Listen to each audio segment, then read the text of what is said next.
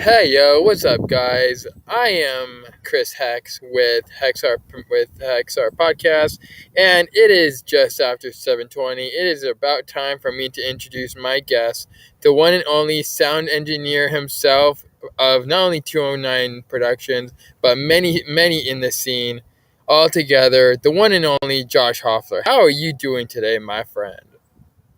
I'm great. The pandemic has been a bit of a bummer being stuck in isolation and all that. Even after the vaccination and everything, I have to be extra careful. Right. But yeah, pretty good. Just kind of, as you can see, I think we're doing okay right now. All Uh, right. as far as So the just getting the studio set up, like I was showing you a there you couple of things go. before we went live, and I don't really There you want to go go. into it, but yeah, doing great. So you have and are the one and the tech for 209 Metal Productions back in 2015 and 14, correct? The one that worked with Mike Vanek. Yeah, oh, well, yeah, of course. No, I did all of Annex shows. Yeah. So could you tell? Before we start off this, how can we reach you, social media wise? I'm on all the social medias as Sleek the Geek, which is like my artist name. As far as I also am, like I said, I'm setting up a studio, so I'll be doing some video productions coming up, branching out of just audio and trying to get into more uh, other avenues, diversify myself a little bit. So I'll be doing a vlog. I just discovered. I don't know if you knew this or not, or if you saw the post on Facebook, you probably know already. But last year in April of 2020, I went to the doctor to go and have my self checked out to you know you got to get tested to make sure you're not catching the COVID, especially right then. Right, That was right. April 2020 when everyone was getting tested and making sure they didn't They were have holding it, out the and then cards and like stuff like that. right, and isolating in place was that started in March, so April I finally got, the doctor was backed up, so I finally got into the doctor early April to get all my tests done, and the doctor said, "Oh, you don't have COVID, great news." And I was like, cool. He's like, "Has anyone ever talked to you about autism?" And I was like, a bit. I live on the Okay. internet. People call you an autist on the internet like all the time for a reason or no reason. So maybe, Right. like I don't know. And the guy's like, "Well, I think you have it. So we'd like you to see another doctor, like a week down the road or whatever it was." And so I saw a specialist, a psychiatrist actually, you know, and they confirmed, yeah, you definitely have the tism, dude. And so we don't say Asperger's anymore. So I don't have Really? Asperger's, but yeah, apparently there's a bunch of words that are falling into disuse, like Asperger's and high functioning. They don't like that word anymore. It's not. Really? That's I'm learning a interesting. whole bunch.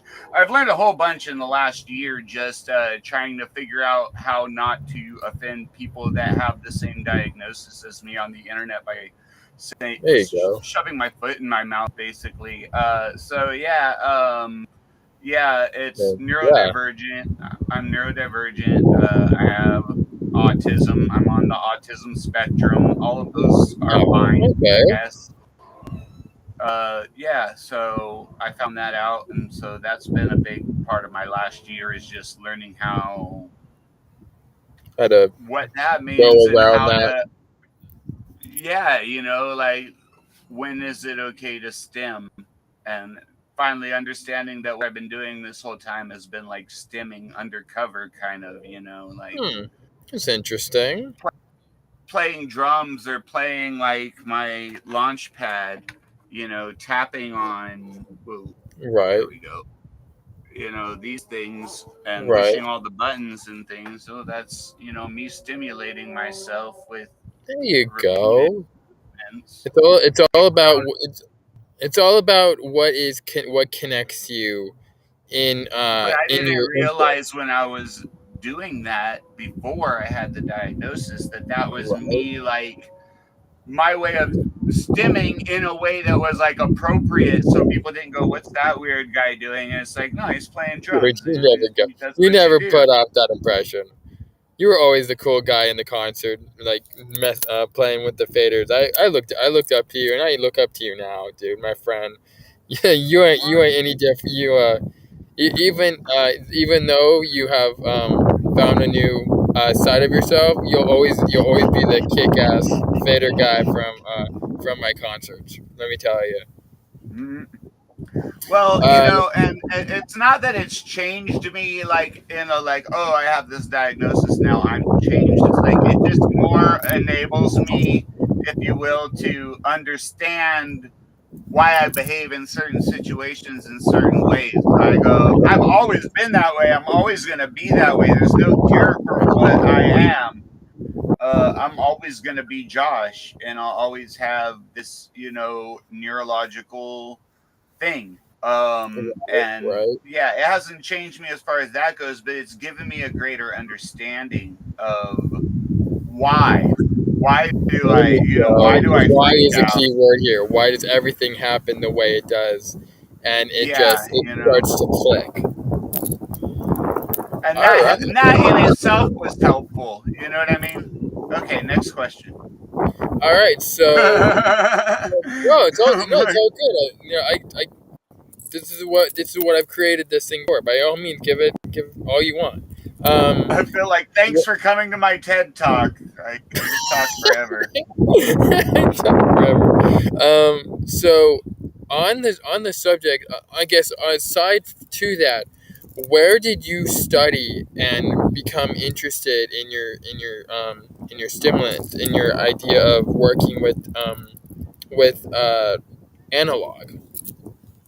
Right, right. Well, analog, Well, I guess analog at the time it's less audio. I it's more guess I audio. was Yeah. the when I started analog, because I did do analog, but I mostly now try to go digital. I try to keep up Mm, with the times. You know what I mean? right, Like, I have a DSLR. I'm not shooting on film. That would be ridiculous. right, Uh, right, no, but analog. I probably started, like, DJing was my first thing that I ever wanted to do. And so my dad's friend would do DJing gigs at our car shows for my dad's car club, where they would show off their hot rods and stuff. And so going there and just kind of basically my dad being there, kind of being able to oversee everything at the gig and everything, even as a young person. I guess I might have been like 10 or 11, maybe.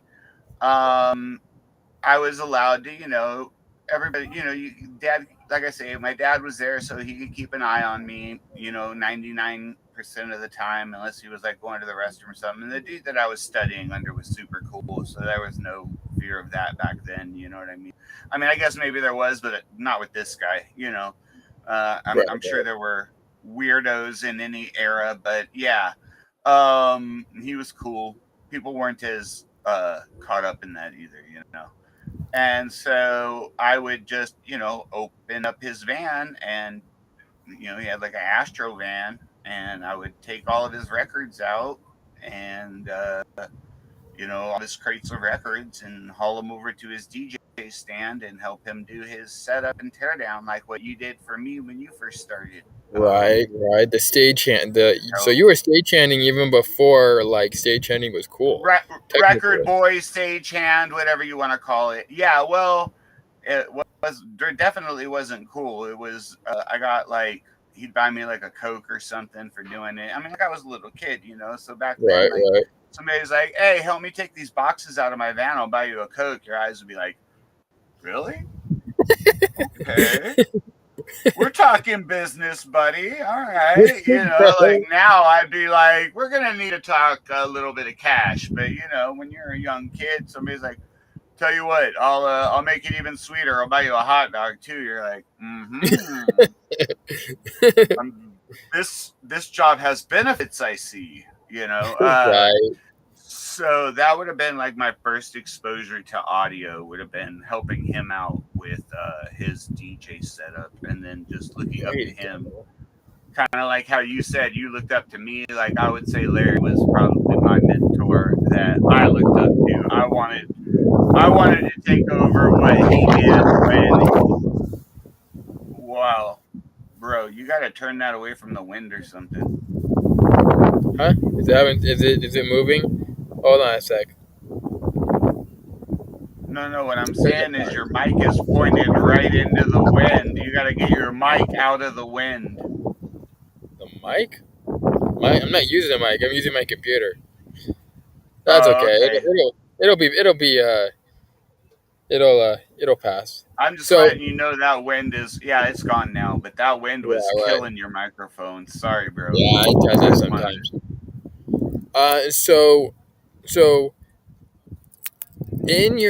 So from being a record boy to That the was the stage, first, yeah. right, to being like up to us, what influenced you to continue this path over to being a stage engineer? I started out, like I said, with the record boy thing. So then after that, a friend of mine, Greg Cash, was doing music for bands and different setups. And so you had asked me in a text, like what my first board was. It was actually borrowing my friend Greg's board and giving him some of the money I would make from the gig so that I could go and make a little bit of money on the side on my own doing some private gigs with his equipment. So that would have been my very first that I ever used until the setup that you saw. That would have been what I did for a long time. I borrowed his stuff. Then I got in an accident and got a settlement. Ooh, Bought my setup that as you know it now. right. What Built happened that up there? slowly. I got into an ATV accident. I can't really go into details on it because of the settlement, but Right. uh, Don't have to go into detail. I was just curious. yeah, no doubt.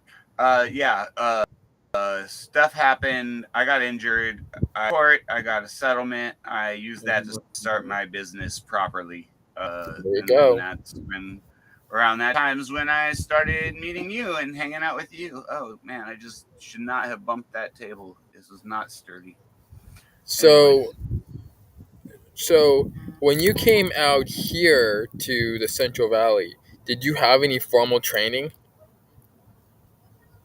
Yeah, I went to MJC for broadcasting. I was a DJ at KRJC for a number of years with a couple of my friends that are still in the scene here as well.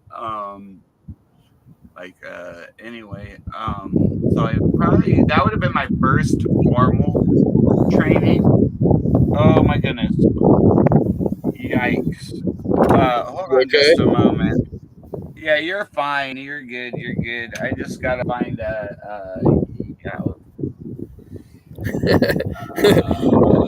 Everybody, Josh Hoffler, the one and only sound engineer, always working. oh my goodness. Where is it? Okay.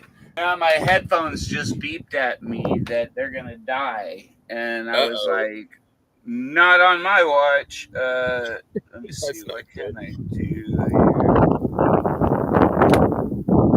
I need a longer cord. No, I need a longer cord. Oh wait, what are you? Are you a longer cord? You are a longer cord. Hi, longer cord.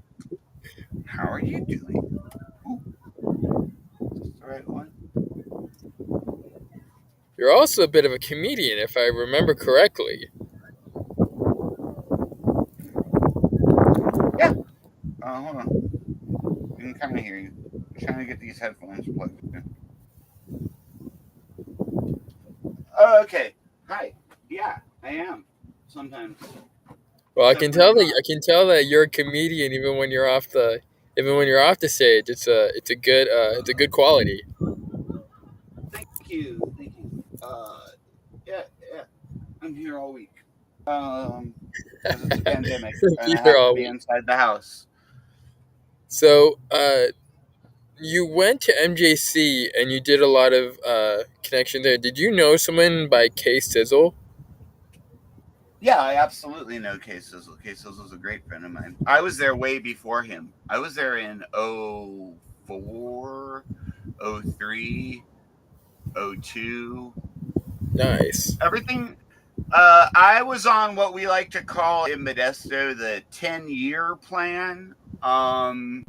So basically, I kept taking radio and television courses at MJC for a number of years from 95 to, yeah, 04.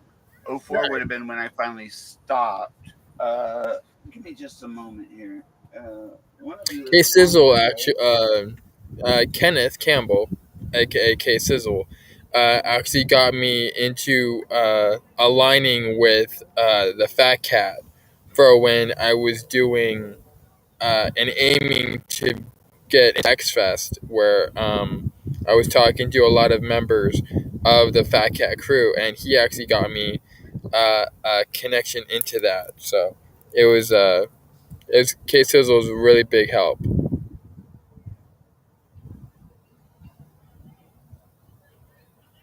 So um, moving slowly past that, did you also go to Modesto Sound? I remember you saying a little while back that you did some tech at Modesto Sound.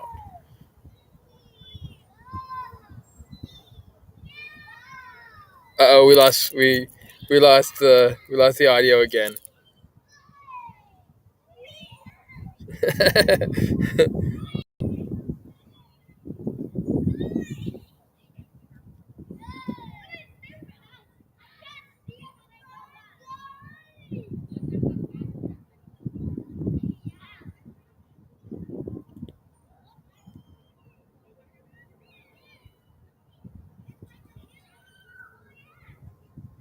Nope, still lost you. Still lost you. All right, there you go. There you go. I'm hearing you. Am I back now? Yep, you're back. You're back. Yeah. I was saying, you always want to think you're in charge of technology, but you're not. It's like a cat. You're never in charge. Technology is Oh in my charge God, of the me. truth. And if it feels like working right, then it It's a lot works of right. you. And then if It's it a lot of decides that it's just not going to, because it's, what day is it? Tuesday? Yeah. Yeah, Yeah, it's Tuesday. Tuesday. Okay. It just won't. So, like, yeah, apparently it's going to be one of those fun, great, yay days. You know what I'll do? I'll do this.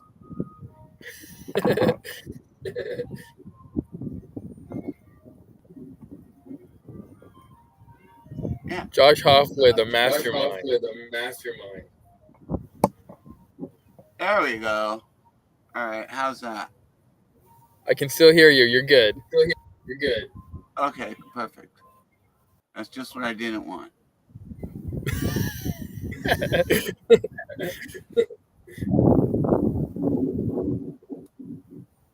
All right, I can still hear you. I can still hear you. Yeah, you're good. No, I should be. You should be able to hear me. That's what I want. Okay, cool. Okay, cool. Okay, and now this should. I'm gonna have to like lean forward a little bit. This cable is still shorter than I would like, but that's okay. All good. All good. Come on. You need to talk now.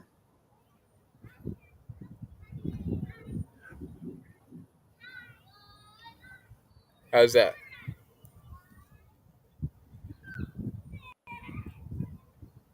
Can you hear me? Yeah.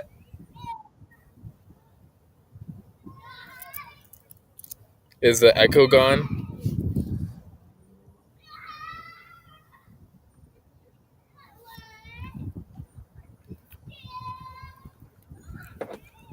Okay, headphones. The one and only Sleek the Geek, king of all audio. Behold with wonder You'd be while I you'd break be the out. audio wizard. You'd be the audio wizard in a D&D game. Like you'd be the guy that everyone comes to, and you're like pulling off audio. You're pulling up wires, and you're connecting things. I'm gonna coin you the audio wizard. They would be dead. You little jerks. Oh, ha ha ha ah. Uh-huh. All right. You know, if you didn't start something, there wouldn't be nothing. You know what I'm saying? For this stream, I'm calling you the audio wizard. Like, where did I put that cable? Hold on a second. Okay. This is gonna be the most boring and interesting interview all at the same time. It's like he just kept. Nah, take your time. It's all interesting to. It's all interesting in some way or another. He just kept getting up to find cables because he had audio issues. He's supposed to be an audio god, and his audio kept going out. I didn't say audio god. I said audio wizard. That's how you know I'm a fucking audio wizard, because I can roll with it and still get it going. You know what I'm saying? Right. That's what makes you an audio wizard god person. It's not the stumbling blocks along the way. It's, getting to the point where you can still get everything running. Are we together now? Yeah, still hear you. Let's see. I can still hear you. Can you hear me? Headphones. Yes.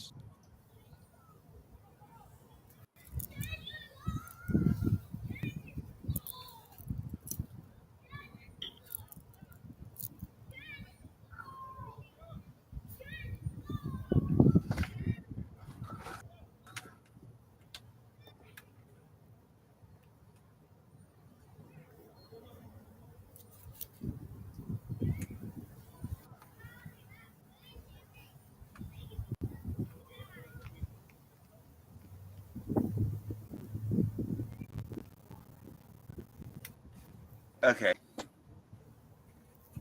How are you?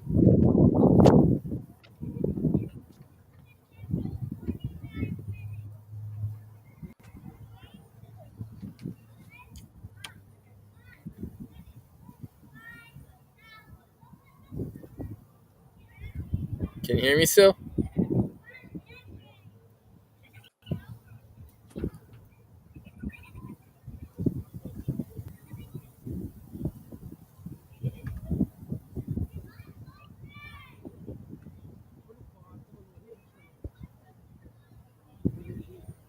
Oh, you piece of poop.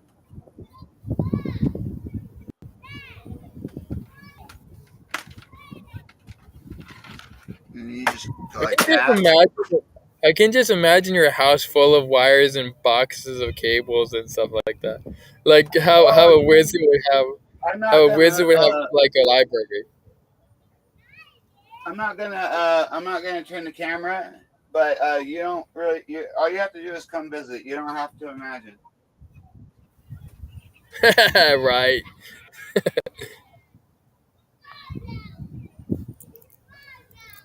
I'm not gonna show you my messy work area. I know it's messy. When people be like, I'm not fucking messed up. I'm like, don't wanna.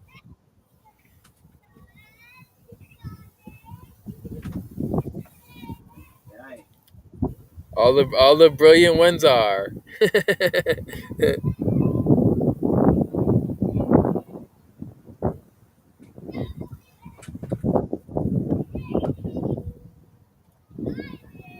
Okay.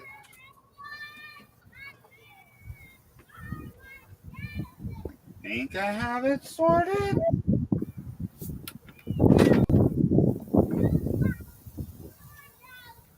Check this out. Taco Cat. Backwards. Taco Cat, awesome. It's Taco Cat. Taco Cat.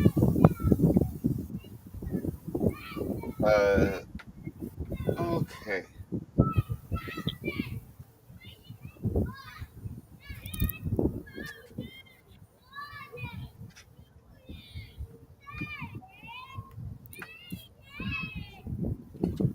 Do those children know they're interrupting a professional broadcast right now? Nah, don't worry about it. It just adds to the atmosphere. Very inconsiderate. Can you hear me? Yeah, I can still hear you just fine. Good?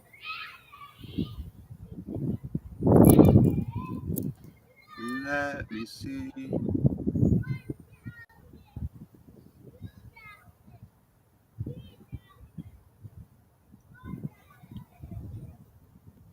Come on. On my end, you're good. You?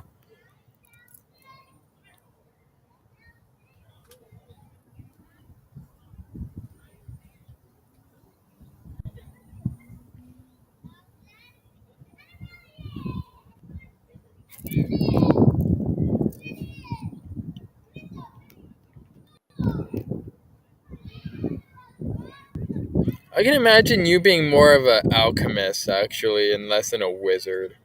An alchemist is more than someone that tinkers a lot, I believe.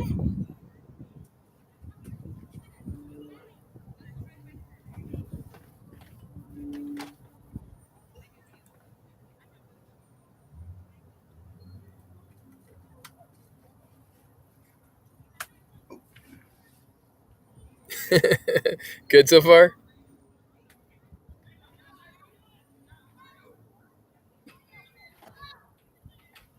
Think we're good now? Yeah, yeah, I can still hear you. Shall we continue? Yeah. I'm gonna. Okay, so this episode of HexHeart Podcast is Okay, gonna be fuck a these hex headphones. means the alchemist. You're gonna be the audio alchemist. Put it. I'm gonna coin you that name. Okay, now say stuff. I said this Hex Heart podcast is going to be going to be called the episode Hex meets the Alchemist because you're going to remind me more of the audio alchemist.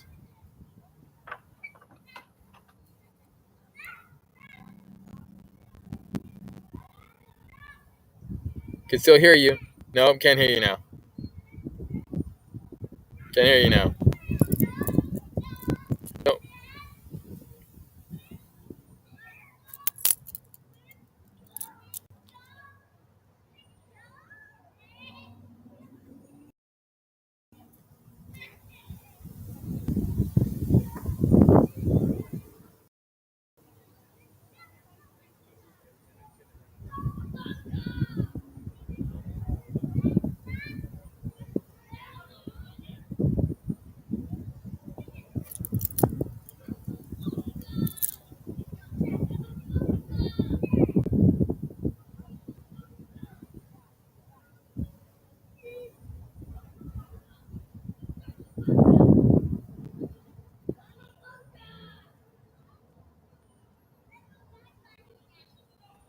Like that. See, I had to There go. you go. Boop. There you go. You're good. I thought it was hardware, but there was a button on the. I did Oh, not okay. have it. I muted myself, and then I couldn't figure out for a second there why you couldn't hear me. Right. Like you said, we are not the controller of technology. Technology lets us. Yeah, sometimes. Sometimes. It's so sad. All right, shall we continue? Mm-hmm. All right, so I think we've seen firsthand the power of the tech alchemist Josh Hoffler. But how did you? But throughout your times where when you have not only worked as a record boy, you also did work in Modesto Sound, right? No, not Modesto Sound. I When worked you, with. That's what I was gonna say. I worked with the Sound Girls, which was a workshop. I had already bought my PA. And the Sound Girls put on a workshop for sound engineers, at, what is it, Valley Music Institute, Institute. VMI Rocks. Yeah, yeah, Darren Morris, right? Right. And so they were hosting it out of there, and I saw a post from Jen Alsip, a friend of all of ours, I Right, guess. right. Easy way to put it. Mm-hmm. Jen Slip is a sweetheart, I have to Yeah, say. she's super cool. So she put this workshop on, mostly for females, but I really needed the workshop, and I was like, "Hey, I need to learn. I'm self-employed. Can I please hang out?" And they're like, "Oh yeah. I mean, it's for them, but you can join. It's fine. Like, pay your fees." And so they were really cool about it. And then through that, what had happened is they had a gathering. I don't even know if I can speak on this show. They had a Yeah, go show for it. in a location that Jen and Mike put on every summer. I guess is that. Is I don't. it what was it? The Yeah, forest. Yeah, respect on the river or yeah, whatever it's there you go. called. Respecting the river. Don't worry, you can talk about that. We all know. I I All didn't know know if it about was it. a secret or what because No, they broadcast it all the time whenever they're gonna have it. It's become quite a hit.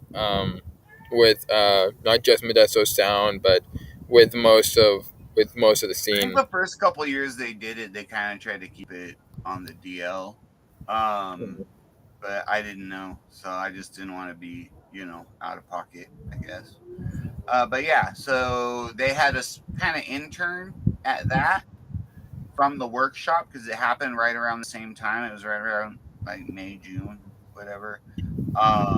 That was like 2014, 2015, I want to say. And Marcoso, and that's Modesto Sound, right? Marcoso. Right? He was doing our actual sound for it, and I was shadowing members of his crew and Oh just no. learning how all the stuff worked. And so I worked there for the weekend, and I paid to stay the rest. I worked there for a day, and I paid to stay the rest of the weekend and enjoy the festivities after my right. So I went up there on like Saturday, did some stage work, and then had already that was part of the arrangement was you're going to go up there and do stage work, and if you want to stay and camp and eat and hang out and everything else afterwards, then you got to pay for your ticket, which fine. Well, that's kind of miffed, honestly. I mean, if you're working for them, you should at least get a perk for No, it. because it's a big thing. Have you ever been to it? It's Honestly, I badass. I haven't. mean, it's pretty sick. Like it was worth it. I have no complaints, zero complaints Oh, about okay. buying a ticket for a festival. Basically, you know what I mean. Oh They yeah. had Oh yeah. a lot of bands. Like it was all weekend. It was Friday. We got there Friday afternoon, I think. Worked part of the day Friday. Worked all day, or didn't work Saturday. Saturday everything was done, and then on Sunday I helped Brian Friend and some Oh, people break nice. down at the end of the event. I think it was Sunday, and then we rolled out, and yeah, no, it was super cool. And paying a fee to go to an event when you're only working a couple of hours on one All day right. and All you're going to right. be there for 3 days, I have no qualms about that. There you Um, go. How was Brian Friend when you worked with him? how what? How was Brian Friend when you worked with him? He's got a He was chill. reputation. We took stuff down. I said, just like this. He's like, yeah. I said, okay. Well, I was pretty much familiar with everything from sound. He showed me the difference between a DMX cable and a XLR cable. He told me to be careful with the cans because they're chrome and, didn't Right. want to getting miffed. So when we had that show with when we had Butcherfest and Brian Friend and I were working at the other place the same time as you, that wasn't the first time you've worked with him. No, no. All right. Yeah, no. I've worked with him So, what fest were you asking?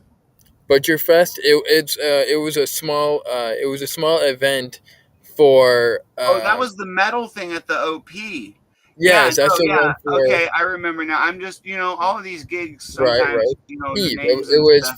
It was for Eve Oberlander's Yeah. and Keith. They were having their Did I they do were it for having a Evil celebration. Keith, or did I do the one that was for oh, what's his name from the party band with the orange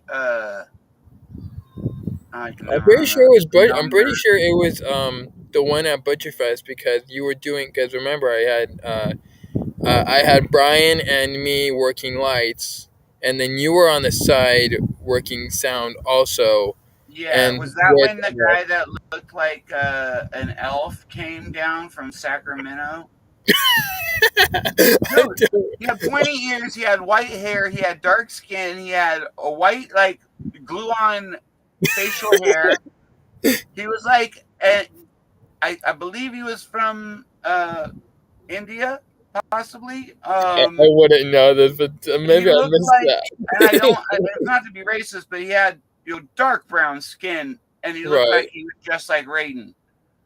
So No, but that sounds literally to awesome. me, he looked like a drow from Dungeons and Dragons. A drow, yeah, a drow. That's what I was thinking, but I didn't get And to. they had I all the didn't get to see lightning and everything, remember? And they had the strobe lights.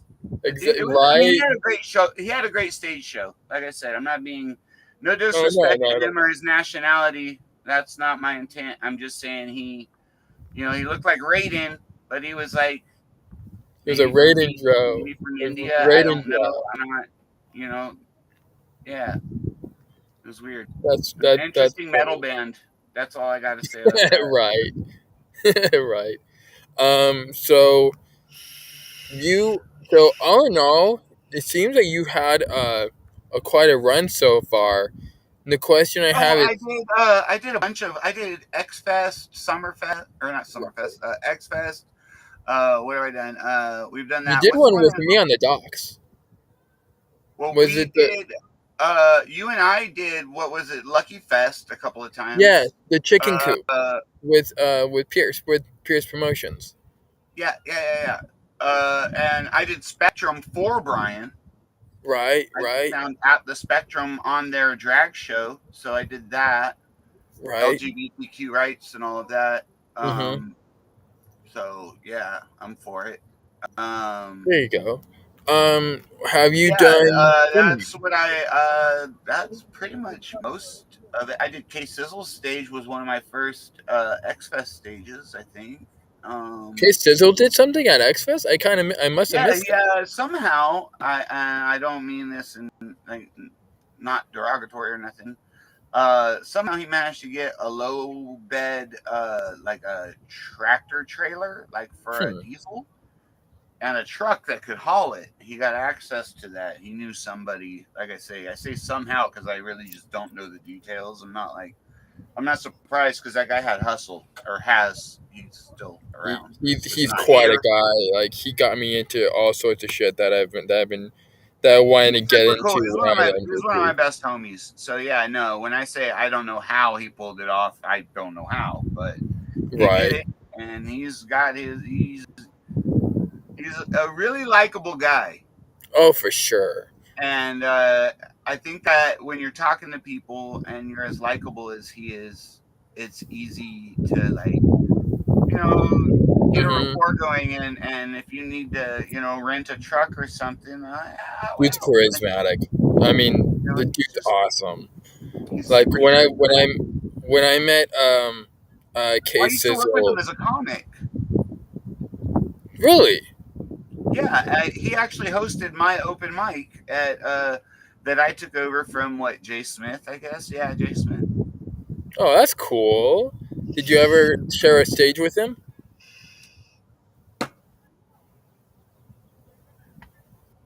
Like dozens of times. Like every week that we Nice. ran that open mic, we shared a stage together.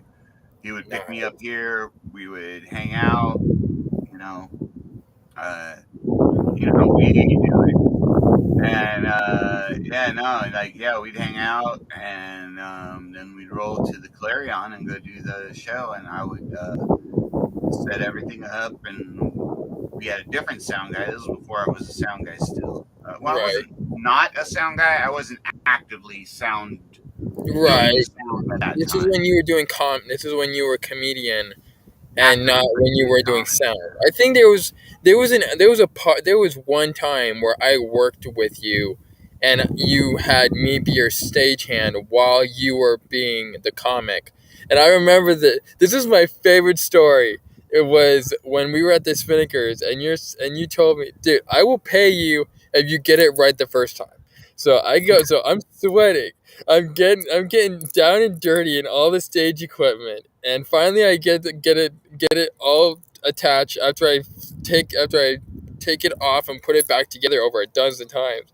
And then I said, "Okay, come look." You looked at it, looked at me, took a puff off your joint, and walked out of the door.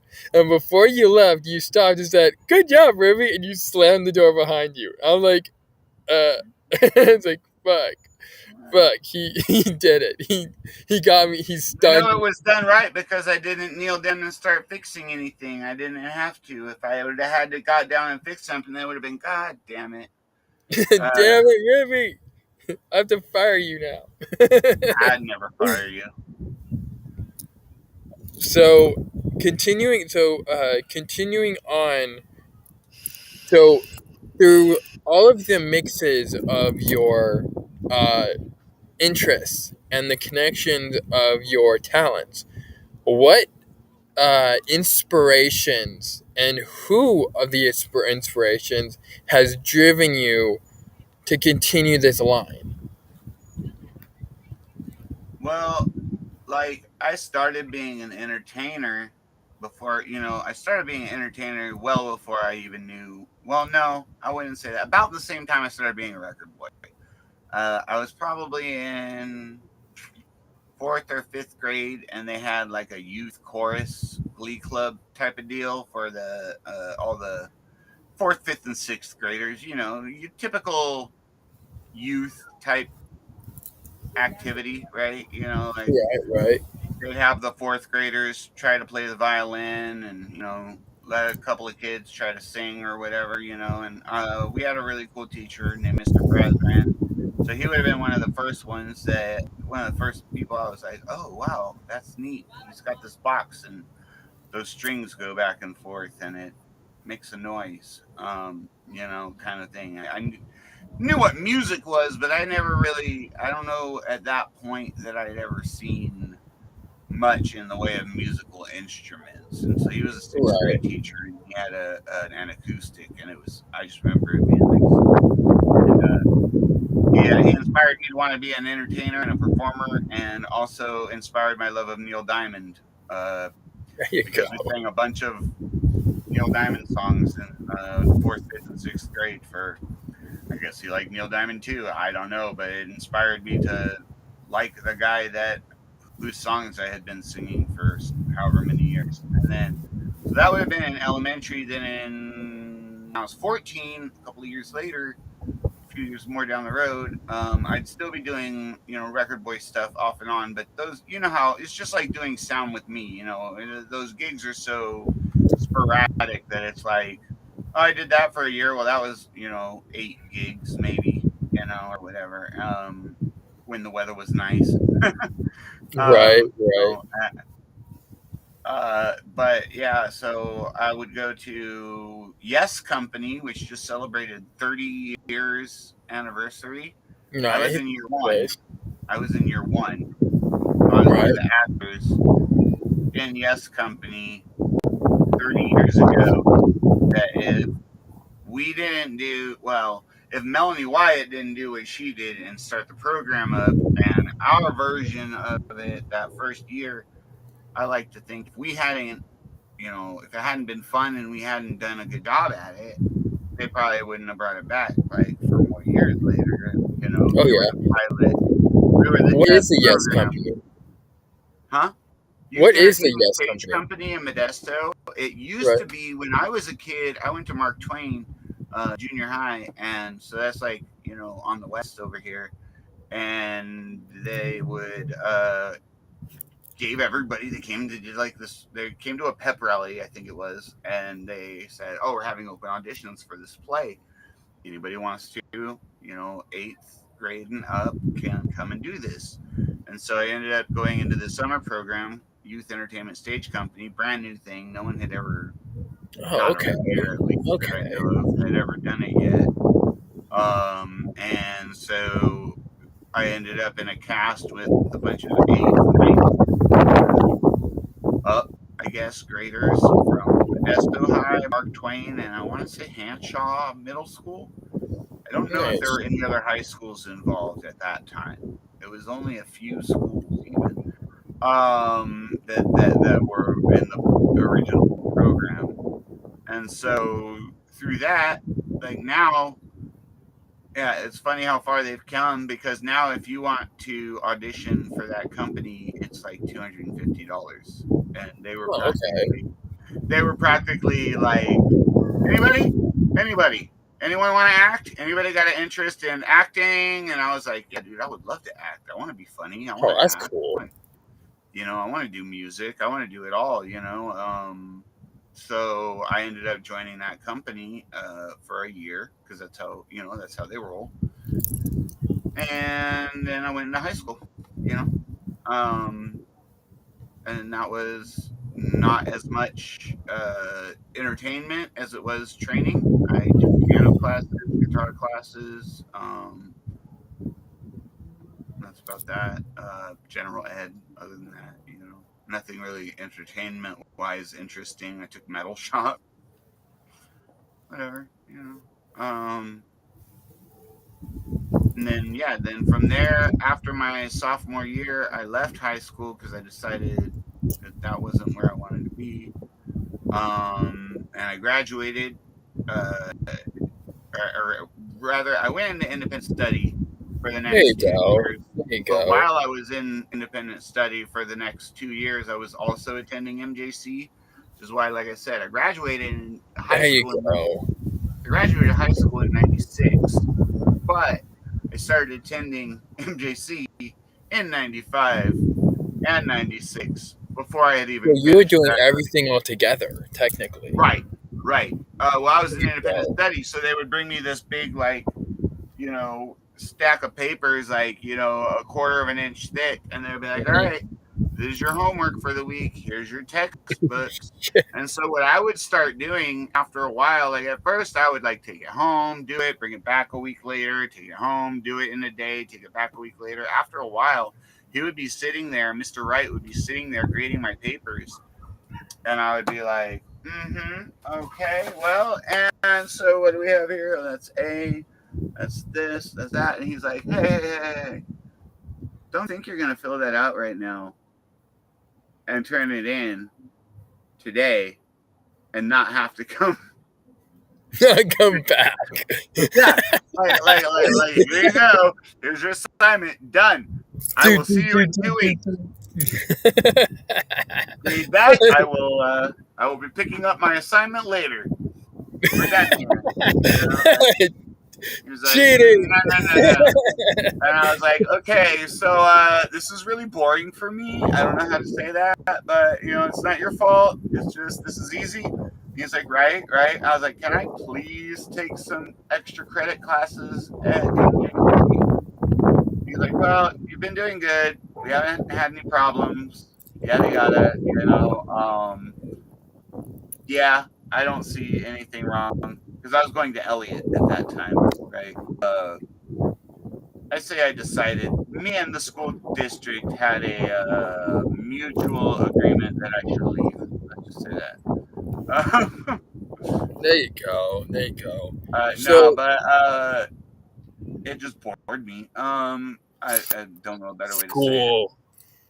You find out you find out school you need for socializing. College you just don't need at all. I found out that. I was interested in learning things and knowing things, and I didn't really care about the socialization aspect of it. And now that I look back, I'm like, oh, the autism, that probably had something to do with being fairly semi-antisocial, kind of a loner a lot of the time, and it's like, That would make sense. and so I was there, left after 2 years. Like I said, went to MJC, stayed at MJC till 2004. Just out of boredom, didn't really, wasn't quite certain how to navigate the whole idea of a new school. I Right. think. Um, Also, just I liked that school. I went there. They still had classes I could take. Why would I want to leave? There's plenty more Right. courses to be taken. I haven't taken welding or scuba So you diving. were all about so you were all about just getting all of it. You were about putting your hands in every single thing that they have. Anything I could learn or anything that There you I go. didn't Jack feel of like all I was gonna trades. either murder myself or murder someone else doing. I've always been, Right. pretty open to trying. Like if I know that like cutting my arm off with a chainsaw is gonna be disastrous, I'm not gonna try it. You know what I mean? But Right. um, So one of the things that you are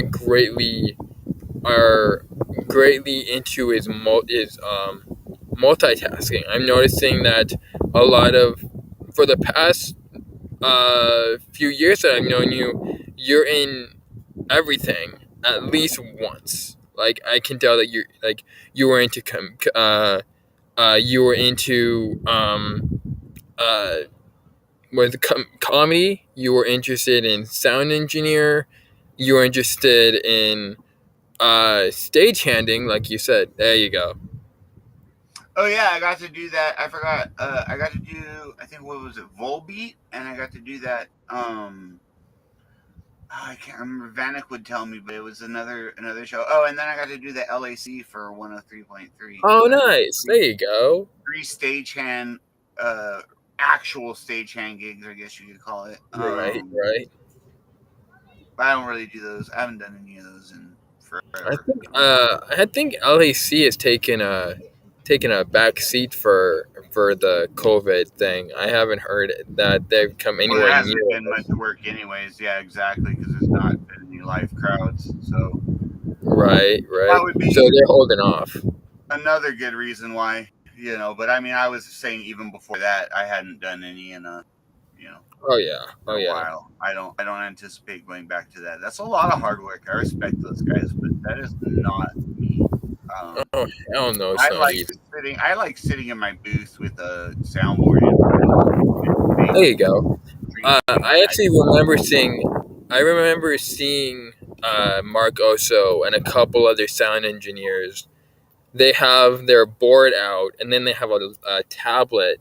And when they move up and down the fader on the tablet, it'll affect on the sound engineer on the soundboard. Do you have something like that? Sort of. I have Ableton now, which is a new piece of software that I picked up during the pandemic. And I can my faders on the board don't move, but this board here, my new board, you just want to see my gear. I know. This board here is the APC 40 from Akai. This is my new Nice. studio toy. Um, and the faders don't move, but what it does do is when I move the faders on it up and down, the ones on the computer go up and down. So I've Oh, been cool. There running you my go. sound. Yeah, I've been running my sound and stuff through that. I've also got an app on to simulate what Mark does. Just a moment here. I have an app called Touch DAW. Right. Uh, DAW. Touch Which DAW, which for allows me. I know what the DAW stands for, but for people watching this, could you explain what DAW is? Yeah, absolutely. Digital audio workspace. which is what I spend now. There you go. I spend a lot of my time in my DAW, and I'm planning on using a lot of my audio. If I do go back to doing live sound soon, I Right. plan on running a lot of my audio right through my DAW so that I can have an EQ in my DAW. I have a very good 16, something like that. It's either 16 or 24 band EQ built into Ableton. I got the Suite version.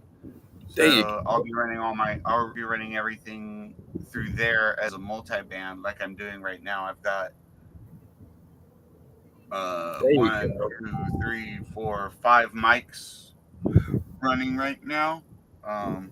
Oh wait, no I don't. Hold on.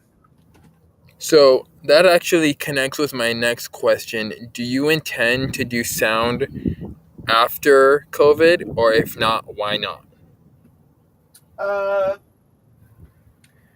I don't know. It's not entirely. Oh, here we go. It's not entirely up to me. So, well, I rent and sell my services to whoever needs them. And so, since I'm not the promoter of the show, if I don't get asked to promote a show, or I said that backwards, if I don't get asked to do the sound at the show, Oh yeah, right.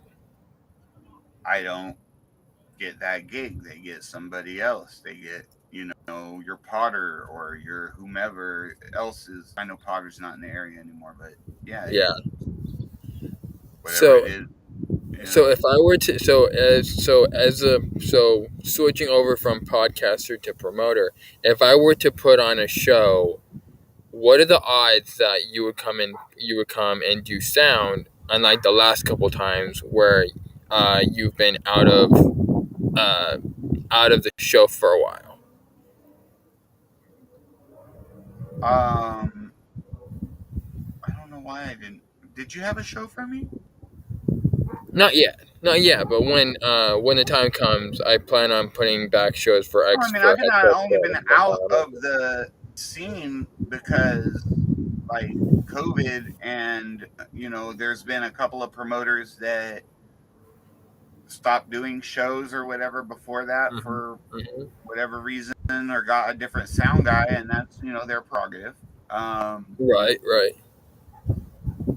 And but like I've always, up until the pandemic, been willing to do sound for literally anybody, Okay. provided I don't have technical problems Difficult. fulfilling the Right. gig. Like if you tell me, "Oh, great, you'll do any gig. We want you to do Modesto Symphony," I'm gonna be like, "No. Slow down." I'm sorry, I should have laughed, but that was a good one. Oh my god, just that. I have a limited amount of channels. I'm not gonna do that many. I'm not gonna be able to do that many instruments. You know what I mean? I would need like a 64 or a 32 or something. 64, 32, 64, like 158, just a pile of musicians. Oh my god, I'm sorry, I shouldn't be laughing. They have desks that'll handle that, but that's just not my forte. You know what I mean? Right, Like you're they more have like the local scene. You're more like the local I would scene, say or pop maybe the music. stages for right. Pop music, popular music. Right. Would you do metal still, or not so much now? It's it's who wants the sound, and are they Okay. willing to pay the fee at this point? You know what I mean? All right, that makes I'm getting sense. ready. I'm getting ready to. I just talked to an insurance guy, and I'm getting ready to rent my equipment. So There you go.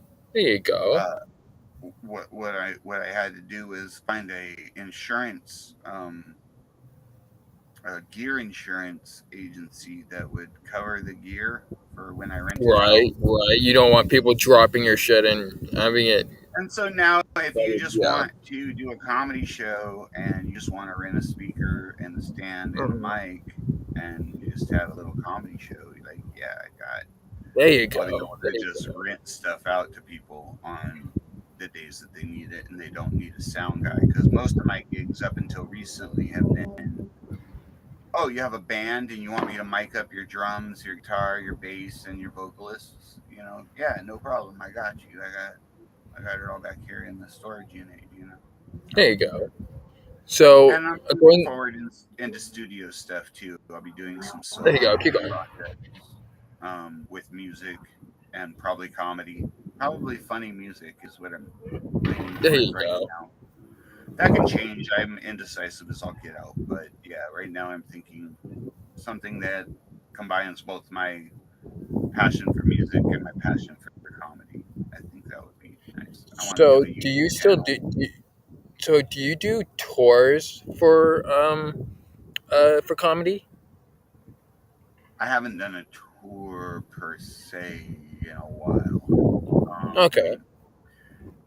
More like, I mean, a tour would be like if I sat up a tour and had flyers for every town I went to.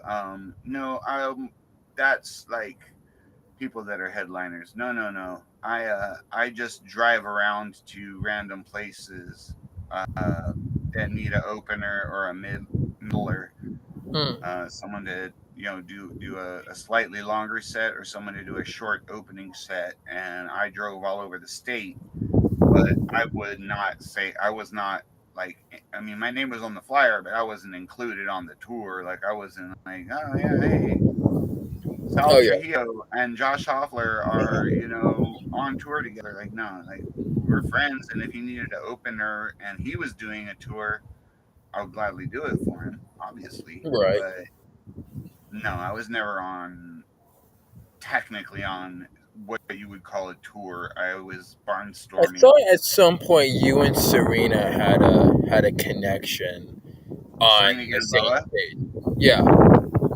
Yeah, we both did comedy. She came to another one of my open mics at the other place, and a couple of other of my shows that I did there when I was still promoting comedy at the time. Yeah, Have you ever done a cross an out of Central Valley show with her? Like maybe if she and you were on the same bill, or was it no, just only when you only were in only Central Valley? only in the Central Valley. I don't think I've ever gone to the Bay with her. I've Okay, been to the Bay. She's been to the Bay. I've been to LA. She's been to LA. but not I think, together. but I don't think either of us have been there at the same time. Okay, Um, okay. I think she's been to LA. I don't want to speak for her. I've been to Oh LA. yeah. I've been to the Bay. I've been to Sacramento. But I don't think I've ever been on the same. I've been on the same card with her. I've performed with her. But not outside of 209. I don't think. Okay, Or okay. well, Jamestown or whatever it was. We went to that gypsy show. That's still Central Valley. So Oh yeah, right.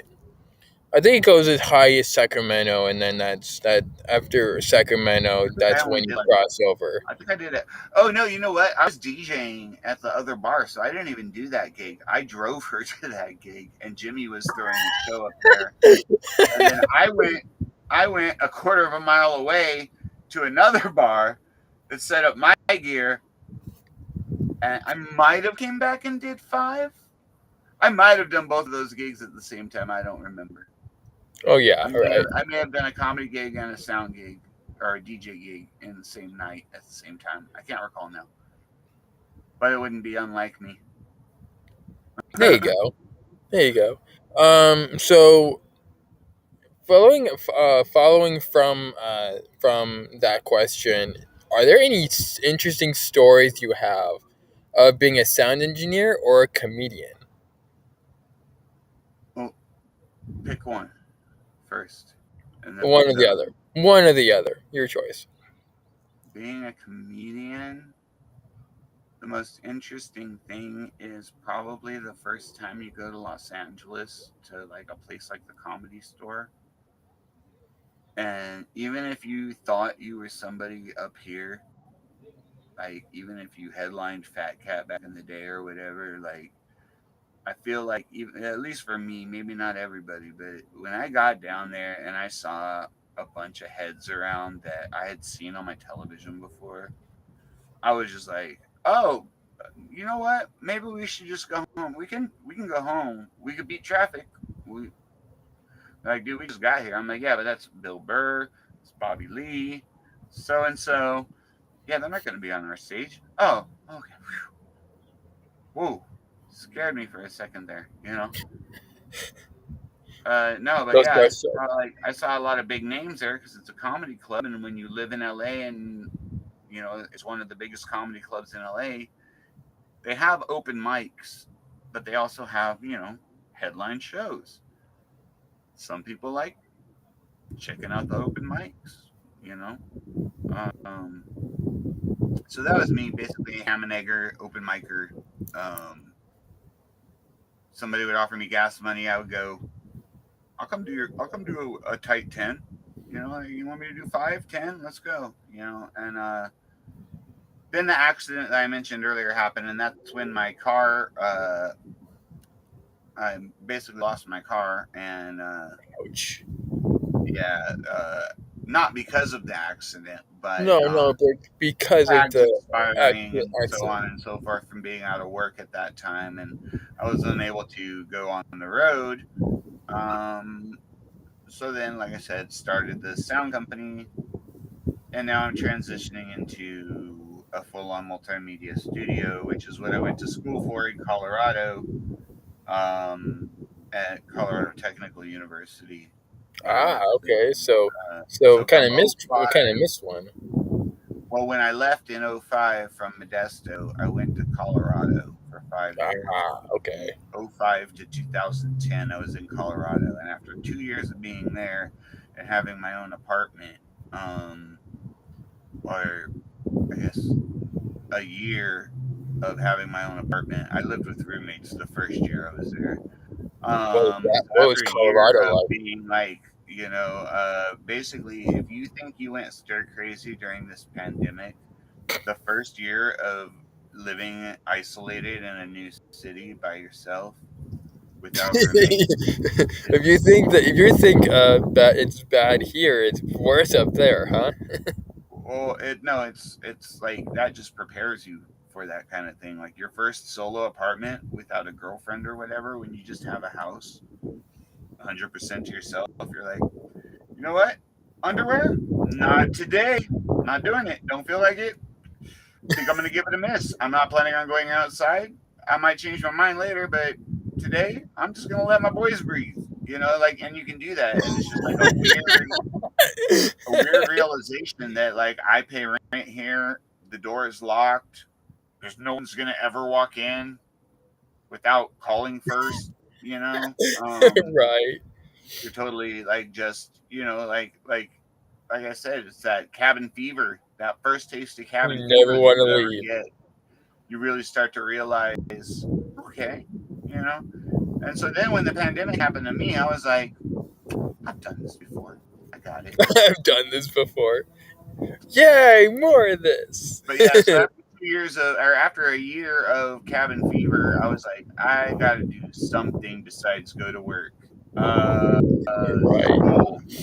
I'm going to go back to school. So I went back to school, not for broadcasting that time, but I had always known, even in 90, whatever it was, when 96, when we were doing radio, I was like, someday all this crap's going to be on the internet. And Mm-hmm. that's where I want to be. I want to do, like, be a funny DJ on the internet. Like, that would be There you fun, go. And so I've been working towards that till like this year, actually, off There and you on. go. And a few times technology has not been a nice lady that let's Yeah. just say that. Yeah. I feel I'm you. not in charge. I'm not in charge of the technology. The technology is in charge of me. I can use it somewhat, but if it decides it doesn't want to, It's an it's just like, alliance. yeah, it's a tenuous alliance at best, too. Right. Right. Um, at any minute, as you saw earlier, at any minute, technology can decide to make me its little. Right. I feel that. It's the reason why I try to test all my things Well, before that's why I people said send me the hop link on. early so we can make sure everything's going before we go. And then we went live, and we still had problems. So see, that's how that cookie crumbles. Right. But So anyway, we're at about a full hour. Just Well, going I'll wrap back this to one up, and that's pretty much the end. oh yeah. So Um, Colorado, from the 5 years I was in Colorado, 3 years of that I went to Colorado Technical University to be a digital media designer. So now I was a graphic arts designer, student, whatever you want to call it. That's what I'm doing now, working towards that. Uh, Doing sound if the occasion rises, and there you go. web design, sound. I'd like to get back to comedy, and I'd like to do some music stuff coming up here in the future. It may Oh or may yeah, not be fun. there's definitely the shows are definitely coming back. I've heard that concerts are coming back in certain areas. I can't say the other place are doing shows right now or Spinnakers, but they're still there. They're probably just biding their time, waiting. I know Roston's Goat still runs. That there are shows all over the place. Aftershocks coming back. There's a bunch of other shows just coming back. It's just taking time. Yeah, And no, I know for a fact that I'm gonna be putting myself back into promoting just as soon as the other place and Spinnakers comes back. That's kind of my domain right now. yeah, I'm So leaning yeah, toward possibly either just doing the studio thing and live from my garage. there you Uh, go. Podcasting kind of. yeah, or just I have an idea for possibly something I want to do, but that's not something I want to go into detail on, and I don't want to be No, like, that's okay. if I don't succeed in doing it, I don't want to be like you said, so I'm not gonna say Oh, in case it that's doesn't true. happen. If it does happen, it'll be Well, cool. well, I made you a second. I made you a second one with you. So what's it like doing graphics designing? This is the last. This is the last one, and I'll let you go. It's fun. I mean, you're just messing with shapes and fonts, colors. You get you learn when you're in school. You learn how to use things like a color wheel, so that you can quickly look and say, okay, orange and blue pop against each other. So if I use a blue background and an orange font, it's going to be easier to read than if I use a blue background and another Or like different dark shade of red and blue. black. Oh, red with a black background is the worst. One of the worst. But yeah, there are certain ways that you can get around certain things, but like, yeah, red on black isn't so much a color wheel issue. It's just that red, especially a dark red, is close to black. It has dark pigment in it, you know? Mm-hmm. So when you put it against an already dark color like black Oh or a yeah. dark, very, very dark blue or something, a lot of Right. times Right. the darker colors tend to want to fade into the background kind of and look. Yeah. Or one of the things that I've noticed is that I can make dark if you really look hard at dark red, it almost turns like a brownish. Have you noticed that? Sometimes, yeah, it can. That's it. That's interesting. Anyway, You have so a color uh, wheel. You have a color wheel. You learn what colors you want to use, and you go, okay, and it's a circle on the wheel. I say I want to do blue, and I'll go to the shade of blue that I want, and it's all ingredients. It goes from the lightest blue that's almost white to the darkest blue that's almost black or whatever. there you Like go. me, There you go. and you look at you figure out the neighborhood of where your color you're going to use, say for your background is, and then you go in a straight line directly across from that color on the wheel, and you go, okay, bright ass orange goes with blue. Look at a tide box. It's and that's just because that's the easiest thing I can think of is orange and blue. Orange and blue are just they pop against each other. You put a blue lettering with a white stroke on an orange background, and or vice versa, it's gonna pop. Look at a sun-kissed can. Look at Tide. Orange, yellow, and blue. Fantastic combination. So yeah. I have to say that when it comes to being a graphics designer to a promoter, I noticed that you kind of need them both because they're two sides of the same coin.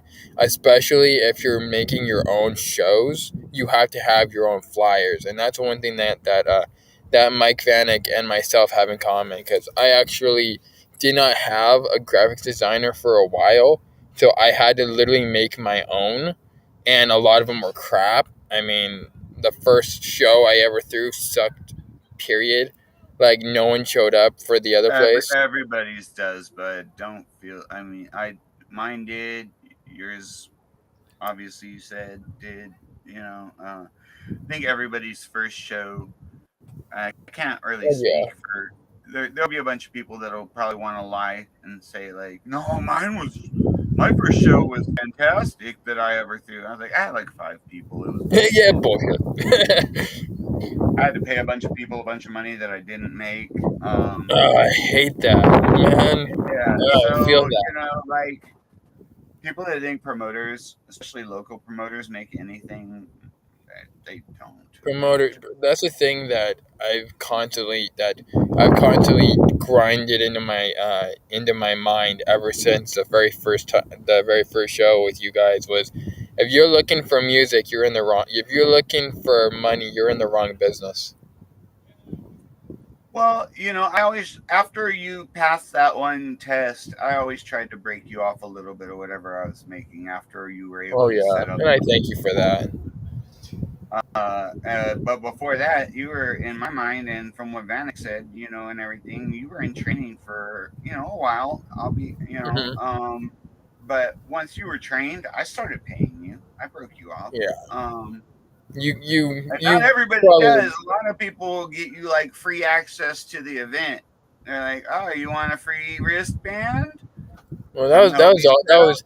I honestly have 500. to say, as a stagehand, there are certain perks to that, and I definitely would take that. But you know what? At some point, I kept blowing it. I know whether it's I was. If you remember, I was doing lights for a while. I was doing sound for a while, but every single time, my anxiety would act up, and then I would screw up somehow. I'd second guess You're myself. probably I'd like press me. play. You get so stressed out about not fucking up. Can I say fucking up? Yeah, I no just did problem. it twice. You have no problem You get so scared cursing of out. not doing that you end up doing it to yourself Self-fulfilling unintentionally. prophecy. Kind of, but it's also like, you get so nervous about not messing up. You need to just relax and, Hmm. think, take your time. It's just like, like with what we both, our condition, it's like, take your time. I'm just learning about my own limitations, Oh and yeah. Oh yeah. I didn't think I had any, and now I know I do. Right. It's always good. It's I'm always good unlimited. to, I can to do keep yourself anything. going. I can do anything but socially interact. Hey, hey. Well, you were always. Well, in my opinion, you were always a really good social interactor when you were talking with me, or you were talking with any of the band members. I try. Even if you were smoking weed around, you were still connecting well with people. I'm always trying to network, There you and go. meet There you go. meet people. It's uncomfortable, but it's part of the job. If I ever That's want to book true. that band, I have to go and say hi to that band. But I have to say honestly, for the time I've known you, even if I hadn't found out just now that you were autistic, you'd still have the same amount of respect when you interact with people. I mean, Oh whether no, it's I would have being more. You know what I mean? Like, not well, that's only am well, I a that badass, but goes now I'm a without saying. badass that's also autistic. You know what I mean? Like, Right, right. That's definitely like what a lot of people say about me is that, as well as they will say that, oh, I didn't know you were autistic, and by saying that, it would imply it's that kind of a you were compliment, though. you were doing good without you were doing good, like you were Yeah, you're doing doing good, and fine. people didn't Yeah, know. I didn't know until I was told, and until I had to,